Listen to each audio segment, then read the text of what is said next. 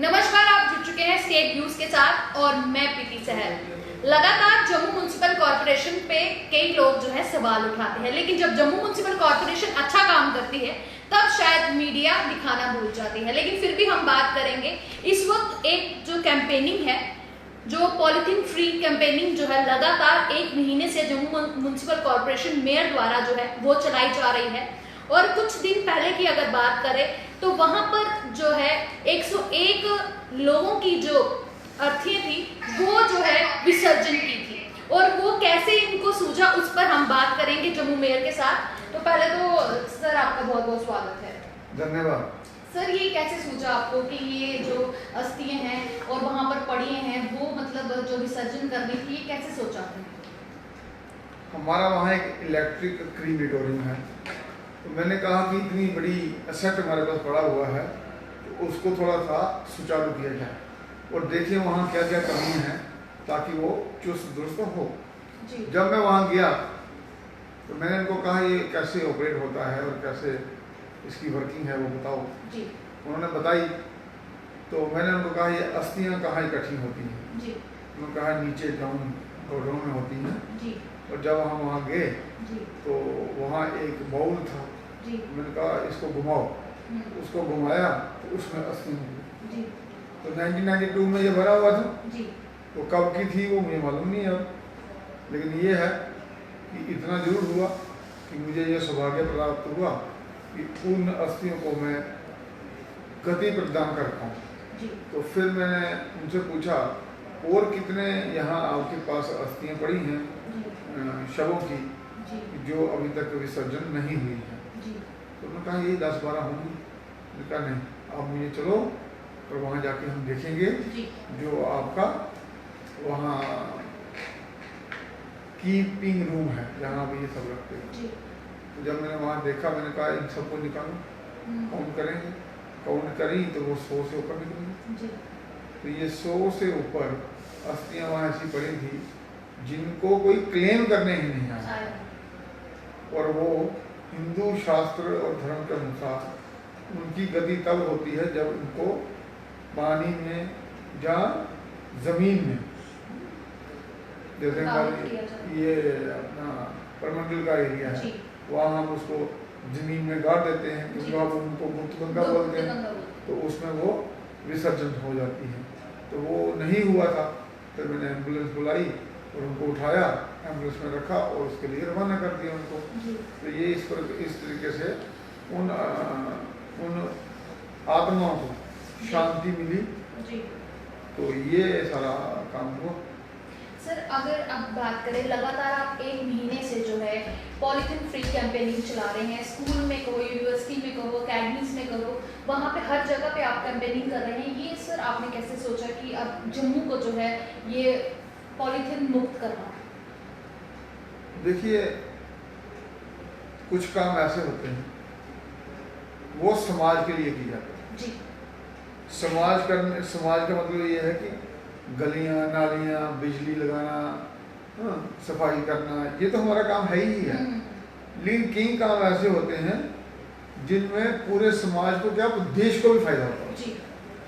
तो इसलिए मैंने सोचा ये पॉलीथीन है, ये हर जगह दिखता है, चाहे नाली हो, खेत हो, खुले मैदान हो, फिर आपका रिवर्स हो, हर जगह नहरों में, इसको दूर करना बहुत ज़रूरी है। तो एक दिन मैंने माइंड बनाया, मैंने कहा ये इसका तब तक ये दूर नहीं हो सकता जब तक इसका कोई सोल्यूशन ना मिले।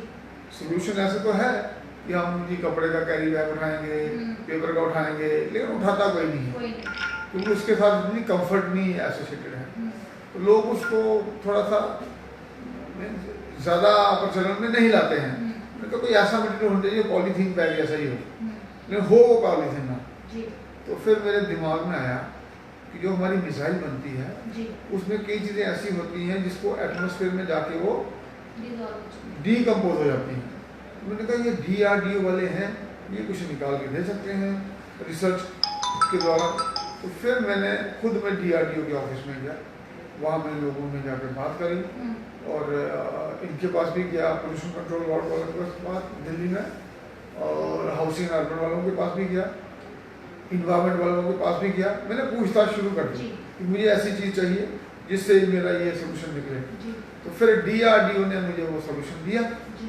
तो उन्होंने कहा we have developed a technology, जो कैरी बैग है वो बना होगा सेलुलोज स्टार्च का और 90 दिन में वो ख़त्म हो जाएगा। ऐसे तो 2 मिनट में भी ख़त्म हो सकता है, नहीं उसकी कॉस्ट ज़्यादा रहती है। तो 90 दिन में जो ख़त्म होता है उसकी कॉस्ट कम हो जाती है, तो पानी में भी डिजॉल्व हो जाता है, ऐसा कुछ था उसका। लेकिन जैसे जैसे उसकी गुणवत्ता बढ़ेगी वैसे वैसे प्राइस बढ़ेगा। मैंने कहा अगर 90 दिन में भी ख़त्म होगा तब भी हमारे लिए फ़ायदा ही है। तो कम से कम गाय खाने से नहीं मरेगी, मछलियाँ नहीं मरेंगी खाने से, इंसान ने भी खा लिया तो कोई प्रॉब्लम नहीं है, धरती में भी जगह लगे कोई दिक्कत नहीं है। तो हर तरीके से कहीं उसकी दिक्कत नहीं थी। तो मैंने कहा ये कैरी बैग ठीक है। फिर उसके बाद मैंने प्लान बनाया कि सभी यूनिवर्सिटीज़ में, कॉलेजेस में, morning worker association, trader association, इन सबसे बात करूँगा और इसको इम्प्लीमेंट कराऊँगा। तो वही मैंने किया है। वही अभी तक मैं कोई 40 के करीब इंस्टीट्यूशन में गया हूँ, चाहे वो यूनिवर्सिटीज़ हों, कॉलेजेस हों और बाकी जगह हो, और काफ़ी अच्छा वहाँ से रिस्पॉन्स मिल रहा है। जितने हमारे खासकर युवा पीढ़ी हैं वो बड़े उत्साहित हैं। सर ट्रेडर्स के साथ किन के साथ मिले हैं आप? ट्रेडर्स के साथ में हमारे ये president of confederation of traders association of India उनके साथ हैं, और बाकी लोगों से भी बात कर रहे हैं। सबने ये मन बना लिया है। और हम यहाँ आपके सब्जी मंडी नरवाल में वहाँ भी गए थे। मैंने लोगों को कहा था आप घबराओ मत, हमने पहले आपको ऑल्टरनेटिव देना है, उसके बाद में हम ये लाएंगे, क्योंकि हम किसी का काम थोड़ा खराब करना चाहते हैं। तो आपका काम कोई खराब नहीं होगा, हम आपको ऑल्टरनेटिव देंगे, आपने उस ऑल्टरनेटिव को इस्तेमाल करना, इतनी सी बात है। आप जैसे काम कार्य करते रहो, लेकिन पॉलीथीन इस्तेमाल मत करो, तो उसके लिए आपको मुझे सहयोग देना पड़ेगा। तो उन्होंने खुद बोला कि आप सर वो दो मुझे ऑल्टरनेटिव, हम उसका इस्तेमाल करेंगे। इसलिए कह रहा हूँ ना, मेरी जो अप्रोच है वो पार्टिसिपेटरी अप्रोच है।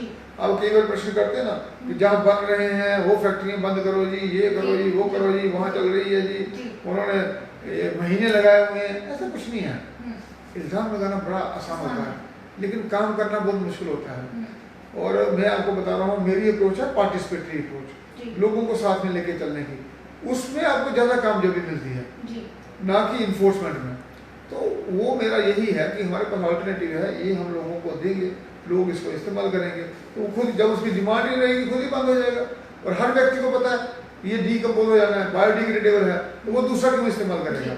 अभी इसलिए करता है क्योंकि उसके पास अभी दूसरी ऑप्शन नहीं है। जब वो ऑप्शन आएगी ये खुद ही खत्म हो जाएगा। और रही बात वो फैक्ट्रीज की, वहाँ हमने पोल्यूशन कंट्रोल बोर्ड, आज मुझे सुबह एक कंप्लेंट आई, मैंने उनको बोला वहाँ जाके एक्शन करवाइए, देखो क्या ये सच्चाई है क्या इसमें। तो पुलिस डिपार्टमेंट, उसका भी दायित्व बनता है कि जब कोई चीज़ सरकार ने बैन की है उसको इम्प्लीमेंट कराना है। अगर वो देखते हैं कोई इस्तेमाल कर रहा है उनको एक्शन करना उस पर। ये सिर्फ जम्मू म्युनिसिपल कॉर्पोरेशन का काम नहीं है कि इन्फोर्समेंट करवाना, पुलिस डिपार्टमेंट का भी काम है, आम नागरिक का भी काम है। आम नागरिक भी ना यूज़ करे, और जो कोई इस्तेमाल कर रहा हो उसको भी समझाए भैया इसको इस्तेमाल नहीं करना है। अब देखो कितना चेंज आता है। अब एक समय था जब हम पॉलीथीन बैग लेके हाथ में पकड़ के जाते थे तो हम उसमें प्राउड फील करते थे, मेरे हाथ में पॉलीथीन बैग है। तो आज जब लोग कहेंगे भैया आपने पॉलीथीन बैग लिया है तो आप थोड़ा हट जाइए, तो वो दूसरी बार नहीं लेगा। वो जब उसका हम सोशली उसको थोड़ा सा अवेयर करेंगे वो दूसरी बार नहीं लेगा वो। इसी प्रकार से हमें आगे निकलना चाहिए। और जम्मू शहर ने कम से कम तो नई दिशा एक बार नहीं अनेक बार बताई है, और उन्होंने उस वक्त भी बताई जब हमने आह्वान किया था कि आप सूर्यपुत्री नदी में शाह का विसर्जन ना करें, नहर में करें। और 25 ट्रक पूजा की सामग्री हमने नहर से दूसरी जगह ट्रांसफर की थी, और वही नहर में गिरनी थी या तभी में गिरनी थी। तो पानी किसका खराब होना था? हमारा। तो इससे क्या होगा, नहर भी साफ होगी और नदी भी साफ होगी। और लोगों ने पॉलीथीन भी इस्तेमाल नहीं किया, परातों में लाई उन्होंने साख अपनी, इन्होंने टोकरियों में लाई। तो ये क्या है, ये बदलाव है। तो जम्मू बदल रहा है, लेकिन कुछ लोग बोलते रहते हैं, उनका अपना स्वभाव है। सर जिस तरीके से आपने नरवाल मंडी से बात की, सर सब्जी मंडी में आपने बात नहीं की यहाँ पे सिटी की, जहाँ पे खुलेआम जो है ये पॉलीथीन बिक रहा है, जहाँ पे आप प्रयास कर रहे हैं कि पॉलीथीन फ्री जम्मू करना है और वहाँ पर खुलेआम बिक रहा है, उस पर क्या एक्शन है? क्योंकि कहीं ना कहीं प्रोडक्शन हो रही है और पॉलीथीन खुलेआम आ रहा है कहीं ना कहीं से। उनसे भी बात की है मैंने, जैसे आपको बताया ना अब आने वाले 10 दिनों में काफ़ी चेंज नजर आएगी आपको, जी क्योंकि अल्टरनेटिव मार्केट में आ जाएगा और वो फ्लड हो जाएगा मार्केट में, तो खुद आपको बदलाव नजर आएगा। लेकिन सबको मैं एक निवेदन करूँगा जी कि आपने उस चीज़ को मानना है और चलना है जो जम्मू म्यूनसिपल कॉर्पोरेशन करे, क्योंकि कुछ लोग अपनी प्रॉफिटिंग के लिए जी नकली प्रोडक्ट भी मार्केट में लाएंगे, जी तो आम आदमी को बेचारे को पता नहीं लगेगा नकली है कि असली है। जी जो जम्मू म्यूनसिपल कॉर्पोरेशन कहे, जी जिन कंपनीज के प्रोडक्ट्स वो बोले, उसी को आप खरीदें, जी क्योंकि उसी में हम सबकी भलाई है। कारण ये है, नहीं तो हमारा जो अभियान है ये पंचर हो जाएगा, जी क्योंकि अगर गलत प्रोडक्ट बिकना शुरू हो गया तो फिर हम दोबारा वहाँ खड़े होकर आ गए कि जहाँ वो पॉलीथीन डिग्रेड नहीं होगा, डीकम्पोज नहीं होगा, तो हमको उसको मीन्स वो कैरी बैग, पॉलीथीन नहीं कैरी बैग, तो हमको उसको खरीदने का फायदा क्या है? जी तो हमने तो उसको खरीदना है जो 90 दिन में डीकम्पोज हो, जो हमारी धरती पे ना रहे और किसी को नुकसान ना करे, और उसके लिए जानकारी देगी जम्मू म्यूनसिपल कॉर्पोरेशन। जी सर, किस तरीके का अवेयर कैंप करेंगे आप लोगों को? हम उनको बताएंगे ना, ये कंपनियां हैं, जी इन कंपनियों का जो प्रोडक्ट है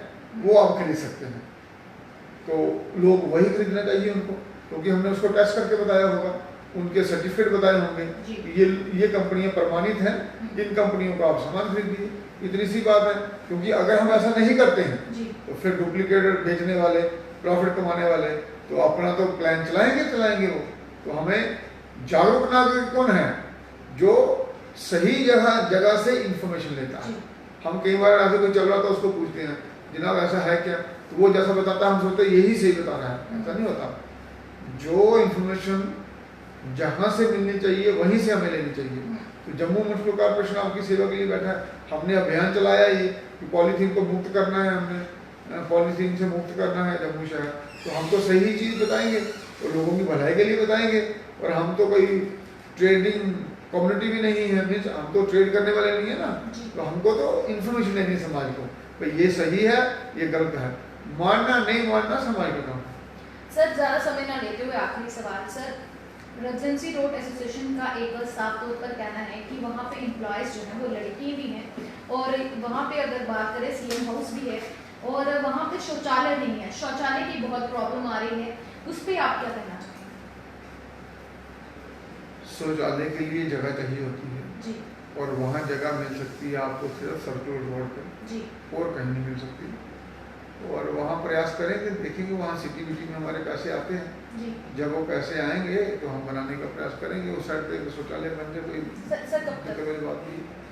ये तो उन ग्रांट्स आने पे है ना, जी क्योंकि जम्मू म्यूनसिपल कॉर्पोरेशन डिपेंड करता है गवर्नमेंट ग्रांट्स पे, जी और अभी तक जो हमारे पैसे आए हैं 150 करोड़, वो तो हमने वितरित कर दिया, जी इसलिए 70 लाख रुपए सबको दिया है अपने वार्ड में काम करने के लिए, जी और बाकी चीज़ों के लिए भी ऑनगोइंग के वक्त के भी काम हमने लगा दिए हैं, उन सब के काम अभी चल रहे हैं, और नए काम हमारे जून एंडिंग तक हमारे शुरू हो जाएंगे साहब।